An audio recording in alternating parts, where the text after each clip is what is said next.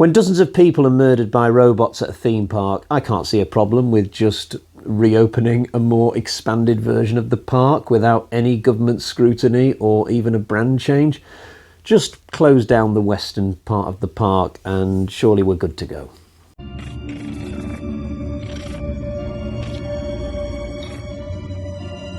Hi guys, so since I did my Westworld review, I've been thinking to myself, which park would I go to if Delos was a real thing? So across the two movies, we've got 5 parks. Westworld, Medieval World, Roman World, Spa World, which for me is just a reskinning of Roman World, so they could use the same costumes, call me a cynic, and Futureworld. So that's 5 parks in total, and do let me know in the comments which one of those you would pick if Delos was a real thing. I personally would probably go for Futureworld because I'm just more interested in the sci-fi space subgenre than any of those other ones. That's not to say that I think this is a better movie than Westworld, but I'll get into that a little bit later.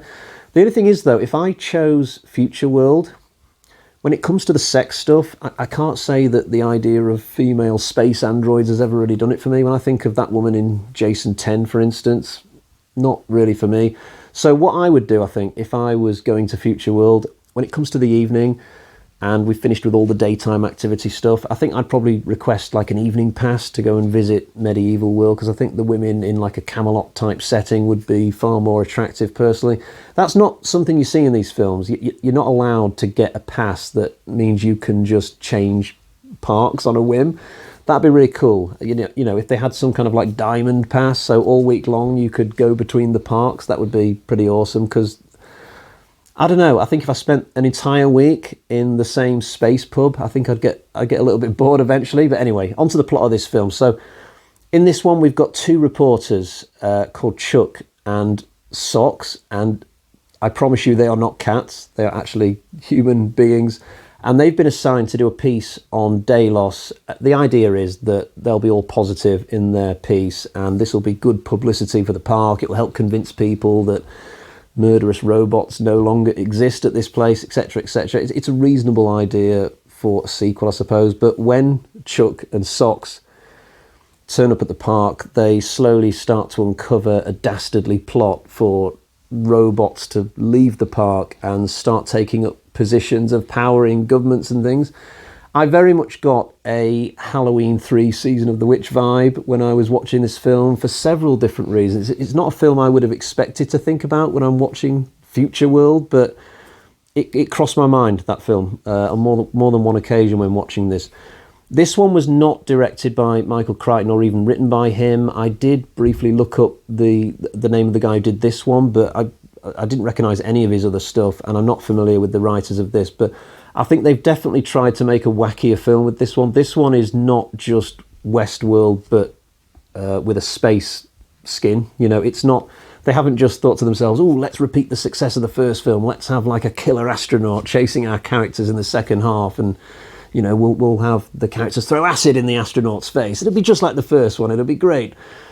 They haven't done that, although part of me is a little bit sad that I didn't get to see a killer astronaut, because I think that would be quite intimidating, actually, just having an astronaut bumbling along quite slow and you can't see into his helmet because it's kind of black. That would be pretty awesome. But no, they don't do that. They come up with this whole other plot, but I don't feel like they fully had the confidence in this plot, because this film has got so many different kind of oddball elements to it that you don't get in the first film. The first film was such a great idea on the surface that they didn't really need to do anything too much with it. They could just play it straight down the line, dump the characters in the Western setting and just set things up for the chase. And, you know, they didn't need to overthink it. Whereas this film, they've overthunk it just a little bit at times. Like, this film is just packed with weird stuff that's just there to sort of an attempt to keep you entertained by anything and anything throughout it, just in case you don't enjoy the overall plot. You know, the weird stuff in this, like robots with no faces and dream machines where characters can have their dreams put on monitors, and bars where there are these weird games where you can get robots to punch each other, and just all sorts of weird stuff. Like, they just didn't fully have the confidence to just play things straight down the line this time.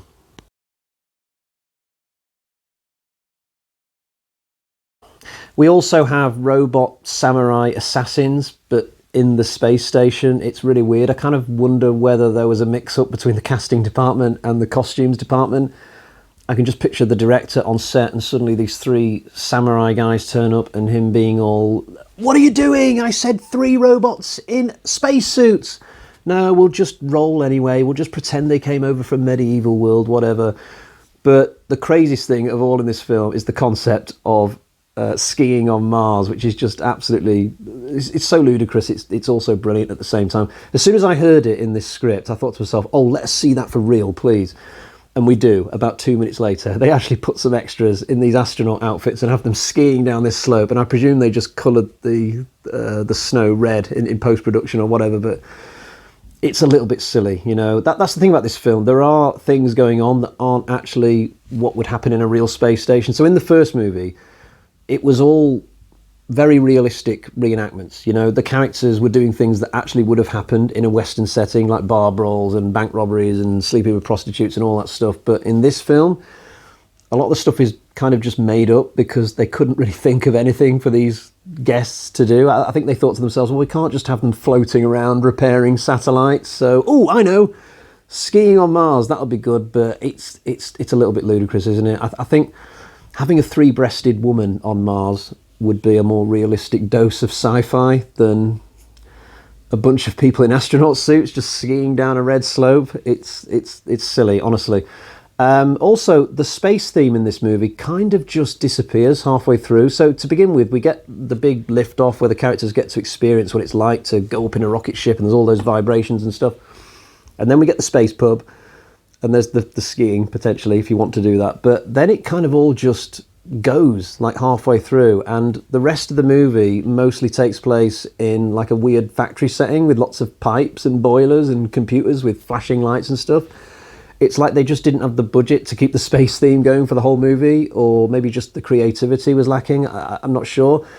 It was easier with the first film, I'll admit, to pull off that world, because a Western world is very simple, really.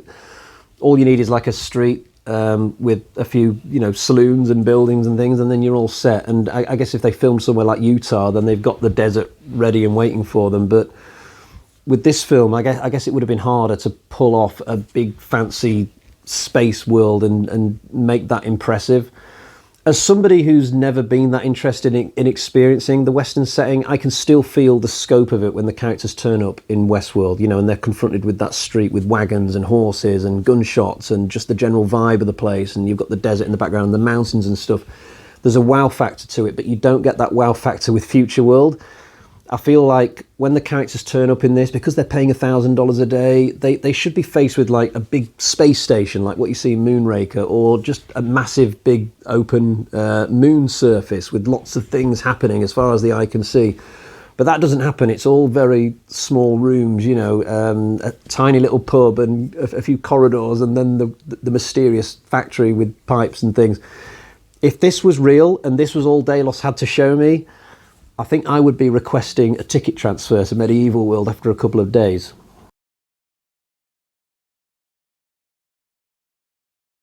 Despite everything I've just said, I still found the factory setting quite engrossing, as a viewer, that is. I wouldn't have liked it as a guest, but it is fun watching the main characters go around this place solving the various mysteries. This film does have a more engrossing plot than the first film, and I like the 2 leads in this. They are actually better than the 2 leads from the first movie. Chuck and Socks have a really cool sort of friendship/romance going on, and I like how they have disdain for each other in the beginning, and then they slowly sort of learn to trust each other as the story progresses. I'm a little bit confused by their romance.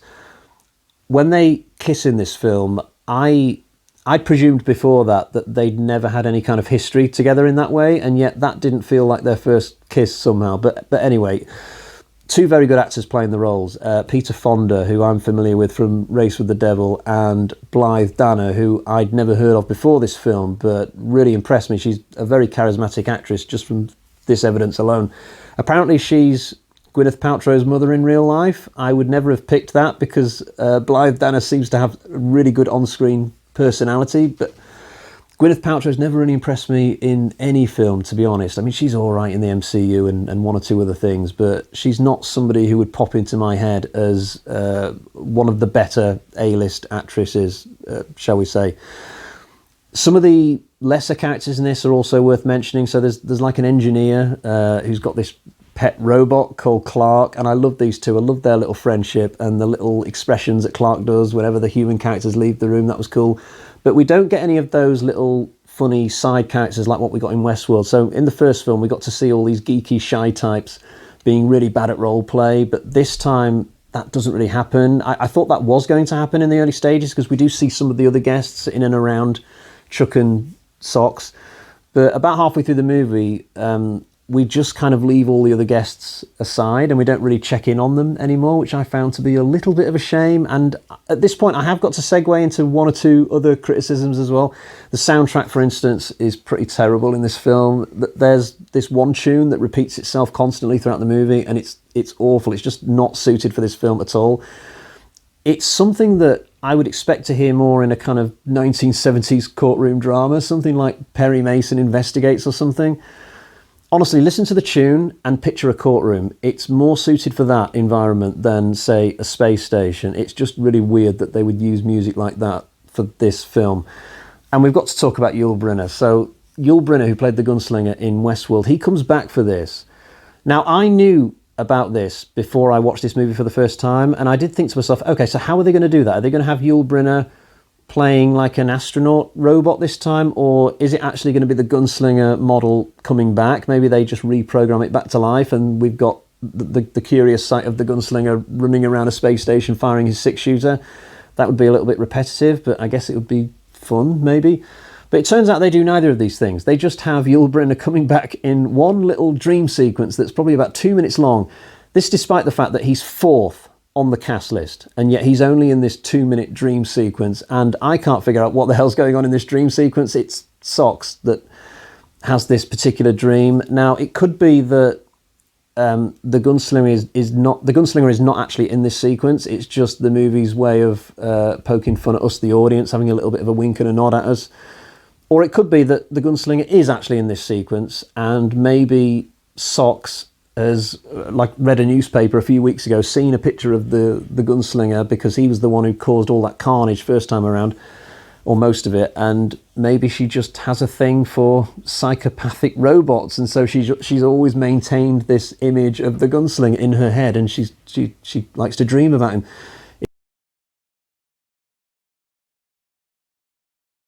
So we've reached that point where I show you the version of the film that I've got, but actually before I show you this, I will quickly say that picture quality, audio quality, absolutely superb on this Blu-ray copy of Futureworld. They did just as good a job with this as with the original film in terms of transfer, but let's now have a look at the artwork on the box of Futureworld. There we have it. Actually, I'm just going to quickly address something else. So you'll probably notice that there is a coffee stain on the bottom of this. This happened the other night, actually, and I don't actually know how it happened, and I'm disappointed in that. But the main thing is that it hasn't seeped through and destroyed the disc. It's just a little bit of cosmetic damage on the box. I can live with it, I suppose.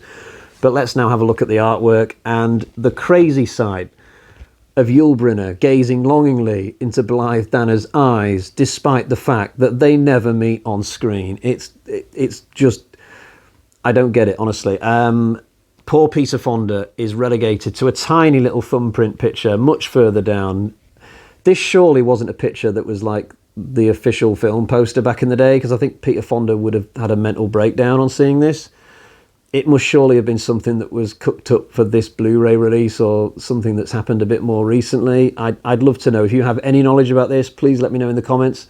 There's no special features on this. On Westworld, there was one or two, albeit not many, but there's pretty much nothing on this.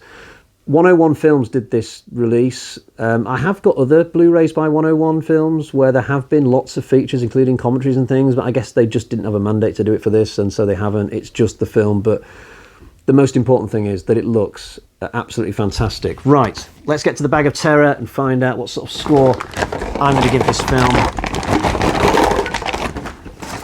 I've got 1, 2, 3, and half bloody axes. That is a little bit down on the first film, but I still enjoyed this. I still like it a lot. I might have spent a lot of time criticising it today, but it's a film that you can poke fun at, but I still find it really entertaining. The characters hold the film together, and it's just good, silly fun. And I'm sort of slightly sad that they didn't go on to do another one, actually. So there we have it. That is my review for Futureworld.